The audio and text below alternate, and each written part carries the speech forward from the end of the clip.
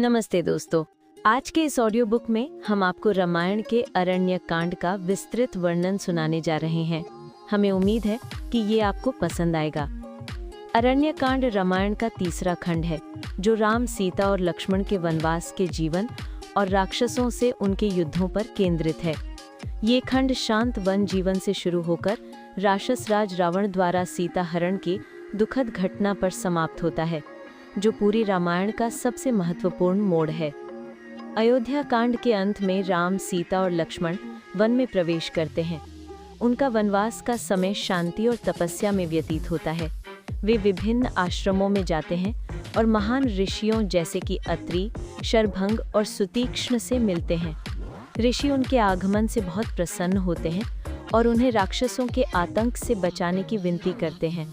राम ये वचन देते हैं कि वो सभी राक्षसों का नाश करेंगे ताकि ऋषिगण बिना किसी भय के अपनी तपस्या जारी रख सकें।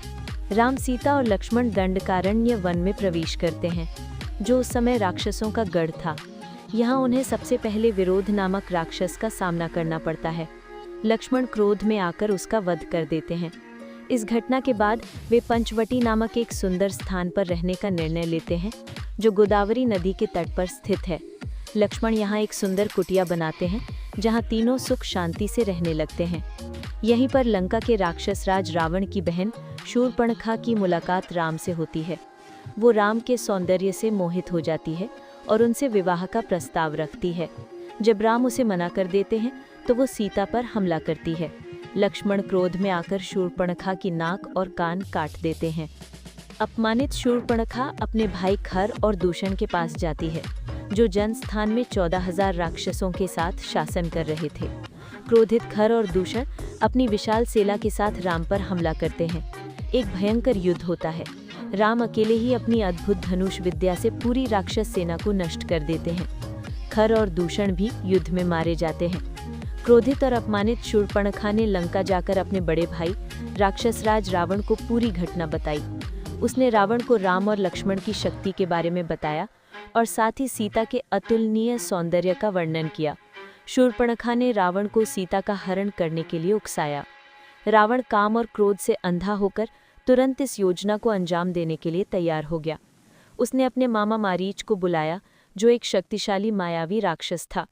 रावण ने मारीच से कहा कि वो एक सोने के हिरण का रूप धारण करे और राम की कुटिया के पास जाए ताकि सीता उस पर मोहित हो जाए। मारीच ये सुनकर डर गया। उसने रावण को इस योजना को छोड़ने की सलाह दी। मारीच ने रावण को बताया कि वो पहले भी राम की शक्ति का अनुभव कर चुका है। वर्षों पहले जब मारीच एक राक्षस के रूप में ऋषियों को परेशान करता था, तब राम ने उसे एक ही तीर से सैकड़ों मील दूर फेंक दिया था।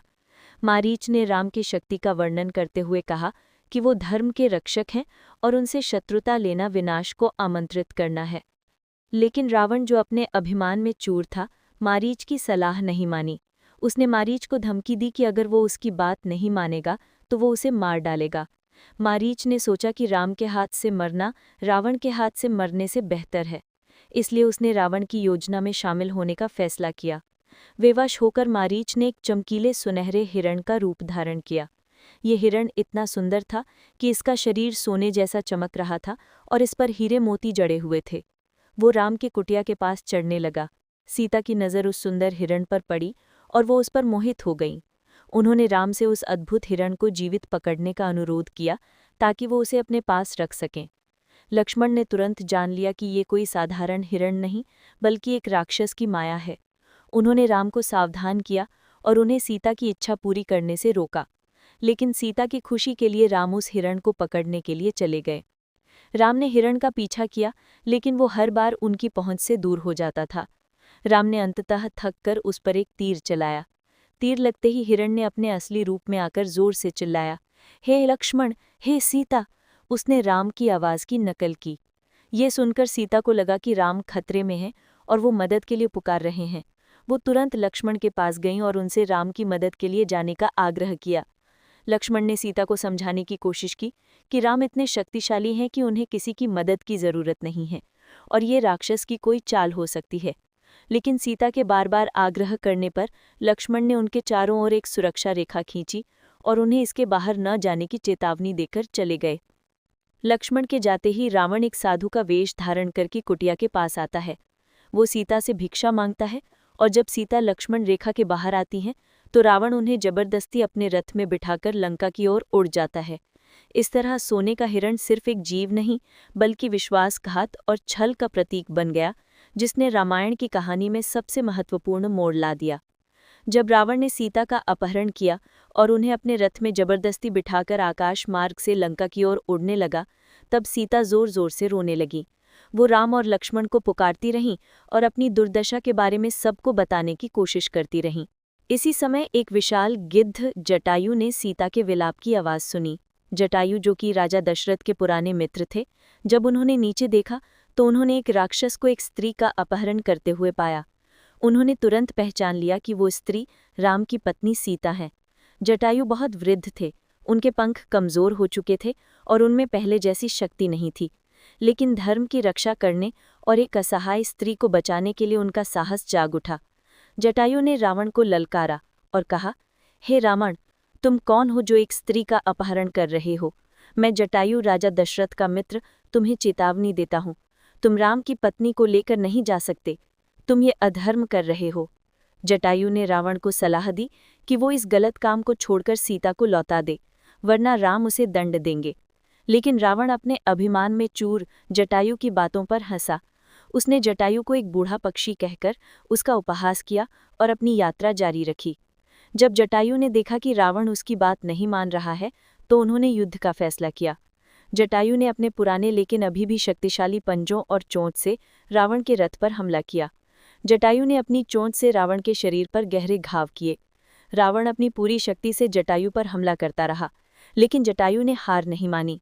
रावण को यकीन नहीं हो रहा था कि एक बूढ़ा पक्षी उसे इतना परेशान कर सकता है। उसने अपनी तलवार निकाली और उस पर हमला किया। ये युद्ध कुछ देर तक चला। जटायु ने बहादुरी से लड़ाई लड़ी, लेकिन अंत में रावण ने अपनी तलवार से जटायु के दोनों पंखों को काट दिया। पंख कटते ही जटायु घायल होकर धरती पर गिर पड़े। रावण ने उन्हें वहीं छोड़ दिया और सीता को लेकर आगे बढ़ गया। जटायु जमीन पर पड़े हुए राम के आने का इंतजार कर रहे थे। जब राम और लक्ष्मण सीता को खोजते हुए वहां पहुंचे तो उन्होंने घायल जटायु को देखा। जटायु ने अपने अंतिम क्षणों में राम को बताया कि रावण सीता का अपहरण करके उन्हें दक्षिण दिशा की ओर ले गया है। ये बताने के बाद जटायु ने राम की गोद में अपना प्राण त्याग दिया। राम, जो जटायु को अपने पिता समान मानते थे, उनकी मृत्यु से बहुत दुखी हुए। उन्होंने अपने हाथों से जटायु का अंतिम संस्कार किया और उन्हें एक पिता की तरह सम्मान दिया। रावण और जटायु का ये युद्ध भले ही छोटा था, लेकिन ये धर्म के लिए बलिदान और कर्तव्य का पालन करने का एक महान उदाहरण है। जटायु ने अपनी जान की परवाह किए बिना एक स्त्री की रक्षा करने का प्रयास किया, जिसे वो रामायण के सबसे सम्मानित पात्रों में से एक बन गए। अरण्यकांड यहाँ समाप्त होता है। राम और लक्ष्मण के सीता को खोजने के लिए आगे बढ़ने के साथ और उनके नए मित्र सुग्रीव और हनुमान से मिलने के मार्ग को प्रशस्त करता है।